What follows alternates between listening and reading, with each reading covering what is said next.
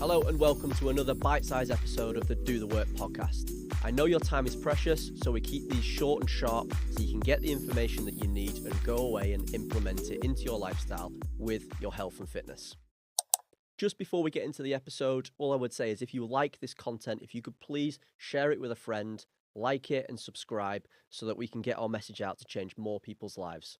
Enjoy the episode. When most people approach the weight loss journey, they often prioritize the gym and exercise as priority number one. So I want to talk to you today about where you should be placing your attention. Not that you shouldn't be focusing on exercise in the gym, but that isn't the most important thing when it comes to weight loss. And the way I've framed this in the episode title is what you're doing in the other 23 hours. And it's important here to highlight that that's focusing on the idea that maybe you exercise for an hour a day, and most people don't. So most people exercise for maybe 3 hours a week at the most, if they're fairly consistent with what they're doing.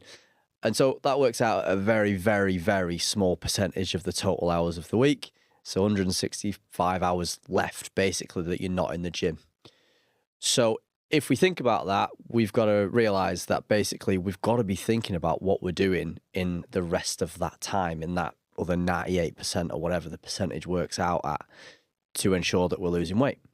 Because the total calories that we expend in that hour isn't going to exceed what we're going to be doing the rest of the time. So we've got to manage everything. So I want to talk to you today about why that's important, essentially. So before we do that, let's have a little bit of a look at how our calories are made up of, so to speak. So if we look at it in an intake sense, it is everything that we eat and drink is the total calories that we're going to be consuming on any given day. And then if we look at the calories that we are expending as a percentage, our BMR, our basal metabolic rate. So basically that's the amount of calories that we're going to be burning just sitting here, me doing this at rest if we was to do nothing all day. And that can make up 60 to 70% of our calories. So we have very little control over the expenditure through that. And then the remainder of that is made up basically of what we call NEAT, so non-exercise activity thermogenesis. So that's basically us moving around, unplanned exercise, doing the dishes. Some people maybe argue that going for a walk is exercise or NEAT or whatever, but if we think about this solely as just looking at this as either going to the gym or doing everything outside of the gym, for me, walking, moving around all comes within this sort of percentage, if you will. We've then got a smaller part of the percentage that is what we call EAT, so that is our exercise activity thermogenesis, so that is what we are doing in the gym. And typically speaking, over the course of the day, that's anywhere between 5 and 10% of our total calorie expenditure. So it isn't very much, even if we exercise that day. And then also some of it is made up of the thermic effect of food. So the amount of calories that we use, if you will, the amount of energy that we use to digest food. We can impact that slightly by eating things that are a little bit more fibrous, that are slightly harder to digest, e.g. protein, e.g. fibrous foods like fruit and veg and things like that. But again, this is relatively minimal in terms of the changes that we can make. So in terms of the other 23 hours or the other 165 hours or however you want to frame it, we've got to be thinking about what we're putting in our mouths, so what we're eating and drinking, and then how we can impact our calorie expenditure for the remainder of the day that we're not in the gym for. And so that's made up of things like steps, moving around, essentially how active we are and all of that stuff. Now, this is why with my clients, what I get them to place their attention on more so with weight loss is obviously controlling their calorie intake and then controlling their expenditure by increasing our step count. Because typically speaking, if you, let's say, walk 10,000 steps, 12,000 steps over the course of the day, that will more likely burn more energy, burn more calories than what you'll do in any given workout. So if we was to go to the gym and simply then, which this sometimes happens, we kill ourselves in the gym, we expend like even 400 or 500 calories, which would be quite a lot. And then for the rest of the day, we sit down and then do no steps. Then we've completely negated a whole bunch of calories that we could have expended by moving around because we've killed ourselves in the gym. So actually it might be in a sort of worse off place calorie expenditure wise than if we'd have just gone out and done a nice steady 12,000 steps and maybe paired that with maybe like a half hour, 40-minute workout. So I think, as I say, it's important just to recognize that our main priority when it comes to losing weight isn't just one thing. Everything obviously pieces together like a jigsaw almost.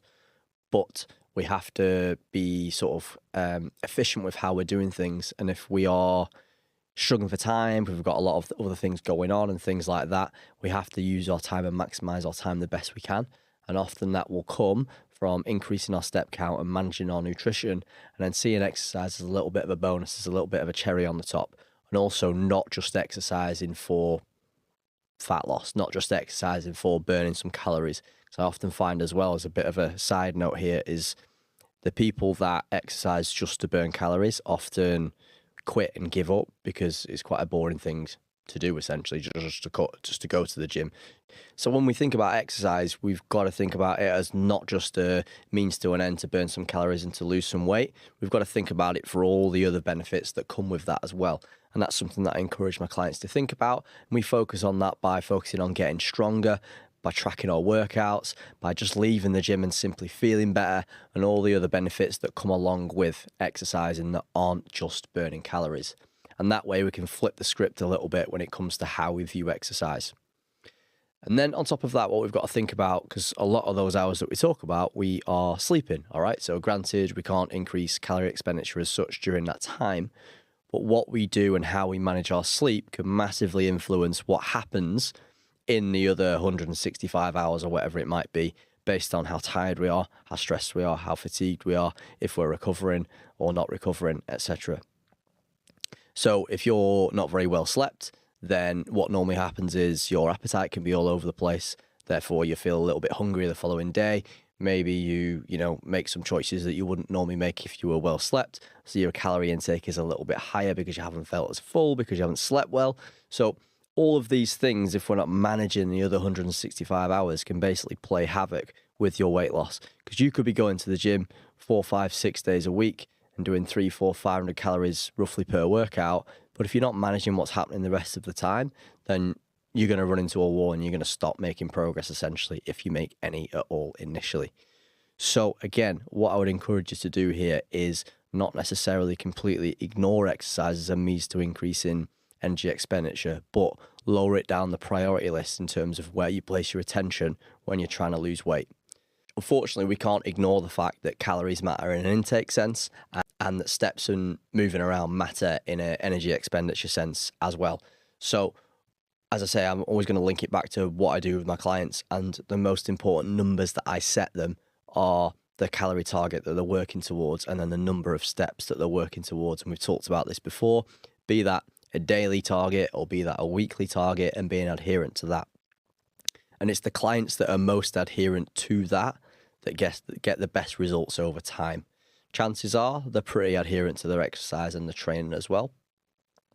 But when they recognize that priority 1 and priority 2 when it comes to calorie management, if you will, is what's going in your mouth and how much we're moving outside of the gym, as I say, that's when the magic starts to happen in terms of the results. So to summarize this, we can't just focus on maybe 3 hours out of 168 hours each week and on that being enough to get us to losing weight. We have to focus on what's happening outside of that as well, and place more attention on what's happening on outside of that in order to get the weight loss that we want. Thanks for tuning in for today's episode. I hope you found it useful. And if you did, you've got the power to share this message as well. So if you have a friend who might find this content useful, please share it with them. And we'll see you on the next episode.